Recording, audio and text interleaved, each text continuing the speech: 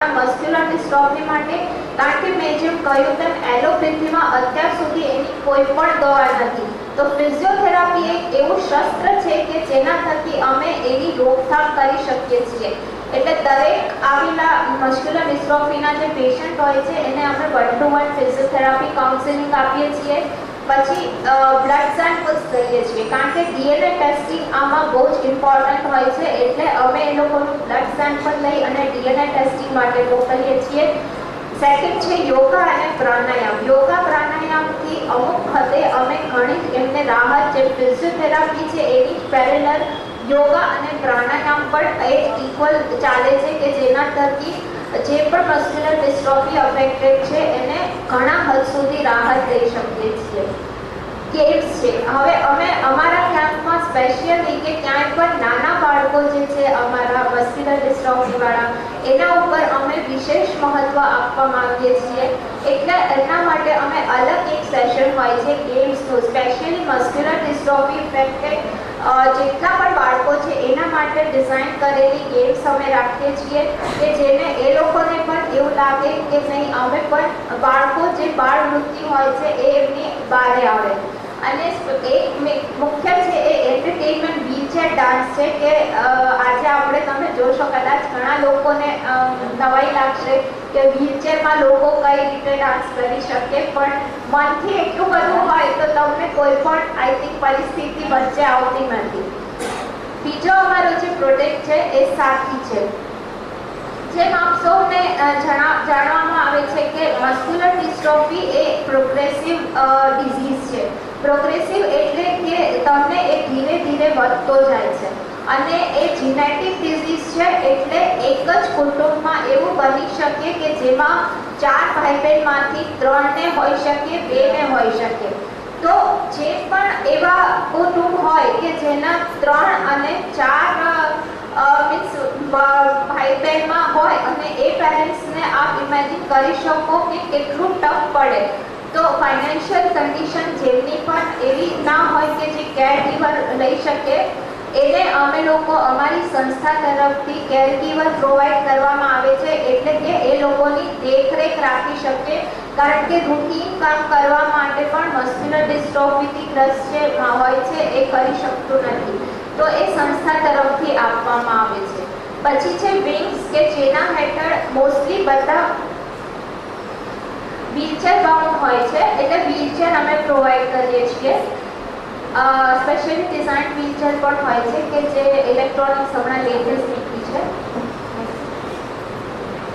પુનર્સંજીવની હેઠળ અમે લોકો સ્પેશિયલી પર્સનાલિટી ડેવલપમેન્ટ પ્રોગ્રામ છે, કે જેના 7 થી 10 વર્ષના બાળકોને આઈડેન્ટિફાઈ કરી અને એમને આખું 7 દિવસનું અમે ટ્રેનિંગ પ્રોગ્રામ જેવું હોય છે, એના થકી અમે એનું આખું પર્સનાલિટી ડેવલપમેન્ટ કરીએ છીએ.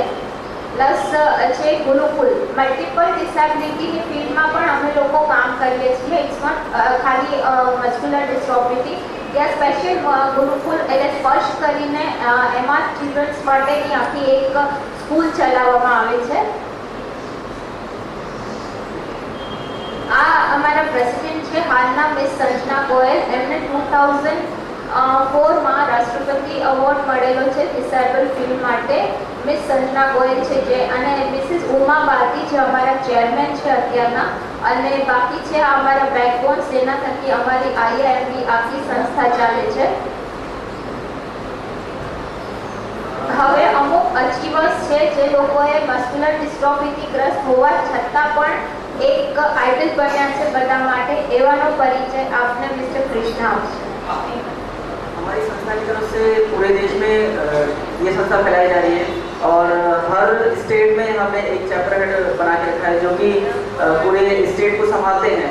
और ये हमारे जो भी चैप्टर हेड हैं ये एमडी अफेक्टेड है, मस्कुलर डिस्ट्रॉफी से अफेक्टेड है, लेकिन इन्होंने इतना अच्छा काम किया है कि हमने इन सबको चैप्टर हेड बना के रखा है. उनमें से एक हमारे बहुत अच्छे मित्र हैं जो कि वीरेंद्र कालरा नाम है, जो कि बैंक में मैनेजर हैं कैनरा बैंक दिल्ली में. और उन्होंने दिल्ली में इतना अच्छा काम किया, लोगों के लिए हेल्प किया, और physiotherapy centre free of cost इन्होंने प्रोवाइड कराए, और medicine free of cost provide कराए. और इनका बैंक में मैनेजर होने के बाद भी काफ़ी सभी लोगों से पर्सनली यानी कि व्यक्तिगत रूप से मिलकर के लोगों को उत्साहित करते हैं और ऐसा नहीं है कि मतलब इनसे लोग ये डेली मिलते हैं या ऐसा जो भी इनका टाइम होता है सबसे मिलते हैं। इस दिन को हमने दिल्ली का चैप्टर बनाया और एक हमारे और मित्र हैं विपिन कौशल जी, जो कि चंडीगढ़ का चैप्टर हेड बनाया है इनको हमने, क्योंकि ये भी मस्कुलर अफेक्टेड हैं और पेशे से ये इंजीनियरिंग कॉलेज में लेक्चर आते हैं। लेक्चरशिप होने के बाद भी ये इतना लोगों के लिए अपने आप को समर्पित करके रखा है कि सभी मस्कुलर अफेक्टेड लोगों के लिए इन्होंने रेगुलर फिजियोथेरेपी क्लिनिक खोल के रखी है और होम डिलीवरी फिजियोथेरेपिस्ट ये प्रोवाइड कराते हैं। मतलब घर में फ्री ऑफ कॉस्ट फिजियोथेरेपिस्ट जो जाते हैं वो फिजियोथेरेपी प्रोवाइड कराते हैं। एक हमारे मित्र हैं तमिलनाडु में डॉक्टर विजय हैं, तो ये स्किन स्पेशलिस्ट हैं कन्नौर में, और डॉक्टर होने के साथ साथ ये हमारे साथ 2006 में जुड़े। 2006 में जुड़ने के साथ ही इन्होंने पूरे तमिलनाडु के गांव में जा करके इन्होंने 200 बच्चों को एक साथ हमारे कैंप में लेके आए। उसके बाद इन्होंने तब से आज तक ये बच्चों से मिलते रह रहे हैं और उनके लिए अपनी समर्पण पूरा दे रहे हैं। उसके बाद 2007 से हमारे साथ जुड़ी हुई निशा जी हैं, जो कि आपके सामने बैठी हुई हैं। ये पूरे गुजरात का लेवल संभालती हैं, इसको गुजरात चैप्टर हमने बनाया, क्योंकि जब से हमारे संस्था से जुड़े हुए हैं तब से इन्होंने बहुत अच्छा काम किया। और इन्होंने क्या किया कि सबसे पहले गुजरात में 2008 नवंबर में एक नेशनल अवेयरनेस कैंप किया 17-18 नवंबर 2008 में। उसके बाद जागृति जो हमारा प्रोजेक्ट चल रहा है उसके अंतर्गत हम इन्होंने IMDA और चैप्टर गुजरात निशा ठाकर ने यहाँ पर भुज में कैंप किया, बच्चों के लिए पिकनिक किया, और उसके बाद हम यहाँ आनंद में आए हैं आप लोगों से मिलने और आप लोगों का सहयोग प्राप्त करने के लिए। हमारा जो दूसरा प्रोजेक्ट चल रहा था विंग, उसमें इन्होंने एक बच्चा रोहन जिसको मस्कुलर डिस्ट्रॉफी है, उसको बहुत ही ज़्यादा जरूरत थी व्हील चेयर की, तो उसको हमने व्हील चेयर प्रोवाइड किया थ्रू स्पॉन्सर। हमारे स्पॉन्सर थे, उन्होंने बोला कि शायद अगर किसी बच्चे को व्हील चेयर चाहिए तो हमने रोहन को व्हील चेयर प्रोवाइड कराई है। ऐसे ही हमारे 2 और स्टूडेंट हैं जिनको व्हील चेयर की ज़रूरत थी, तो हमने उनको व्हील चेयर प्रोवाइड कराई, क्योंकि व्हील चेयर एक ऐसी चीज़ है जो कि मोबिलिटी है, यानी कि अगर कहीं आना जाना है तो बच्चों को उठना ले जाना थोड़ा मुश्किल होता है, तो इसलिए हम उनको सबसे पहले व्हील चेयर प्रोवाइड कराते हैं जिसकी वजह से वो कहीं आ जा सकते हैं। और उसके पहले सबसे पहले हमने पिकनिक करी थी, बहुत ही अच्छी पिकनिक। हमने ऐसे बच्चों को जो कि मस्कुलर डिस्ट्रॉफी से ग्रस्त थे और जो कभी घर से बाहर नहीं निकले थे, ऐसे बच्चों को हमने बाहर निकाला और उनको पिकनिक लेके गए अक्षरधाम और त्रिमंदिर अडालज। यहाँ पर हमने 15 बच्चों को चूज़ किया था और हमारे साथ में जो वॉलेंटियर्स थे, हमारे साथ में जो भी समर्पण भावना रखने वाले जितने भी लोग थे, उन्होंने हमारा सहयोग किया। और इस तरह से हम अब गुजरात के हर डिस्ट्रिक्ट में, हर जिले में जा कर के लोगों से मिलना चाहते हैं और लोगों को हम बाहर लाना चाहते हैं कि जो भी मस्कुलर डिस्ट्रॉफी से ग्रस्त हैं वो बाहर आएँ और हमारे साथ जुड़ें, और जो भी हमसे हो सकता है हम उनके लिए करेंगे, जैसे कि हमारे जो प्रोजेक्ट चल रहे हैं।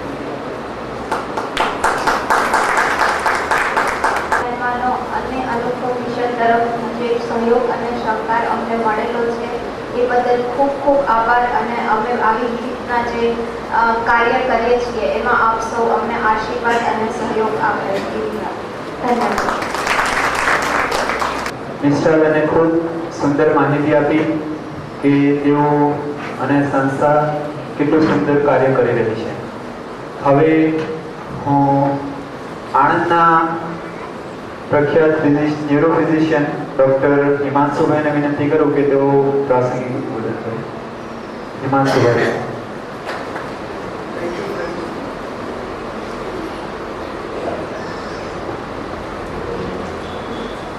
હું આજે ખૂબ આનંદની લાગણી અનુભવી રહ્યો છું, કારણ આજે મને એવા લોકોને સંબોધવાનો મોકો મળ્યો છે જેને ઈશ્વરે સમાજના બીજી વ્યક્તિઓથી જુદા કર્યા છે અને કદાચ આ વિષમ કપરી પરિસ્થિતિનો સામનો કરવા માટે સક્ષમ બન્યા છે.